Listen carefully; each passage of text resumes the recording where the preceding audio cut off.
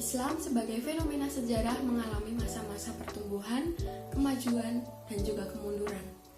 Masa kejayaan Islam terjadi pada sekitar tahun 650 hingga 1250. Periode ini disebut periode klasik. Pada kurun waktu itu terdapat dua kerajaan besar, yaitu Kerajaan Umayyah dan Kerajaan Abbasiyah. Pada masa Bani Umayyah, perkembangan Islam ditandai dengan meluasnya wilayah kekuasaan Islam dan berdirinya bangunan-bangunan sebagai pusat dakwah Islam. Sementara pada perkembangan Islam pada masa Bani Abbasiyah ditandai dengan pesatnya perkembangan ilmu pengetahuan. Setelah kehancuran dinasti Abbasiyah di Baghdad dan Umayyah di Spanyol, umat Muslim mengalami kemunduran. Umat Muslim tidak lagi mengembangkan ilmu pengetahuan dan sibuk dengan persoalan-persoalan akhirat. Seolah-olah mereka ingin mengatakan ilmu agama lebih penting daripada ilmu umum. Maka tidak heran jika pada masa itu mulai dari tahun 1250 hingga 1800 ilmu pengetahuan lebih didominasi model meringkas, ta'liqat menjelaskan, dan hasyiah yang terfokus pada ilmu-ilmu agama, sehingga sulit ditemukan pengembangan dan penemuan-penemuan terbaru dalam ilmu pengetahuan, apalagi teknologi. Seiring kemunduran Islam, orang-orang Eropa pun sadar atas ketertinggalannya mereka dan berhasil mengambil ilmu pengetahuan yang mulanya ada di tangan Islam dan kemajuan yang umumnya berada di tangan Islam berpindah ke tangan bangsa Eropa. Sehingga lahirlah era kebangkitan kembali yang disebut dengan Renaissance. Sekira awal 1800-an, umat Muslim baru sadar dari ketertinggalannya ini dan berusaha mengejar Barat yang sudah jauh meninggalkan mereka. Namun, meski umat Muslim sudah berusaha dengan semua upaya, baik pikiran, tenaga, maupun materi, hingga sekarang umat Muslim masih jauh tertinggal dari bangsa Eropa. Sebagai mahasiswa Islam yang memiliki integritas dan intelektual, diharapkan peka dan cepat merespon segala bentuk perubahan, sekaligus memberi kontribusi terhadap segala persoalan yang muncul sebagai bentuk dari upaya memajukan peradaban Islam dan mengejar ketertinggalannya. Pada video kali ini akan menjelaskan bagaimana upaya yang dapat dilakukan mahasiswa, khususnya pada bidang ilmu tanah, dalam berkontribusi memajukan peradaban Islam. Sebelum ke inti pembahasan, saya akan menjelaskan sedikit mengenai ilmu tanah.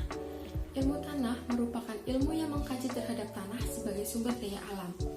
Dalam ilmu ini dipelajari berbagai aspek tentang tanah, seperti pembentukan, berbagai karakteristik fisik, kimiawi, biologis, sekaligus mengenai pemanfaatan dan pengelolaannya dalam bidang pertanian.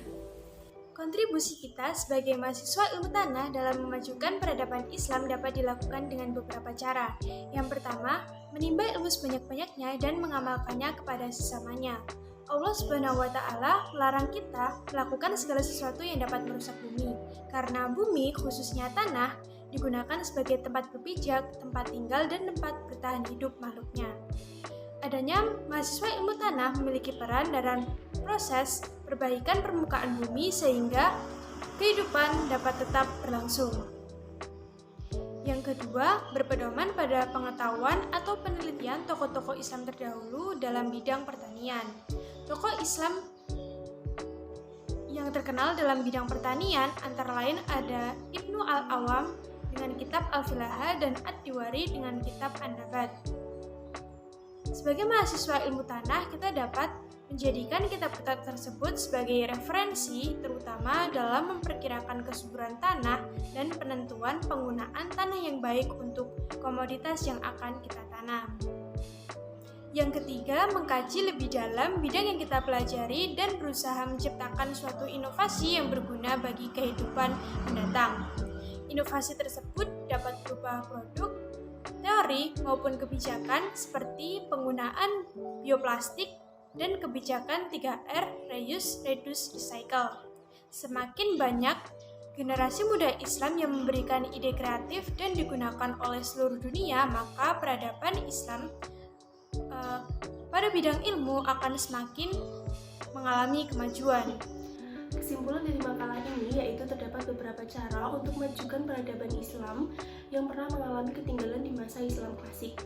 Kita diwajibkan untuk menimba ilmu sebanyak-banyaknya dan menerapkan kepada sesama makhluk hidup, sehingga kita sebagai mahasiswa ilmu tanah mempelajari mengenai segala proses yang terjadi di dalam tanah, sehingga mahasiswa ilmu tanah berperan sebagai proses perbaikan yang berhubungan dengan permukaan bumi. Mahasiswa pun juga tetap harus berpedoman pada tokoh-tokoh Islam dalam dunia pertanian, sehingga dapat memajukan peradaban Islam untuk kedepannya dan menciptakan inovasi untuk masa yang akan datang.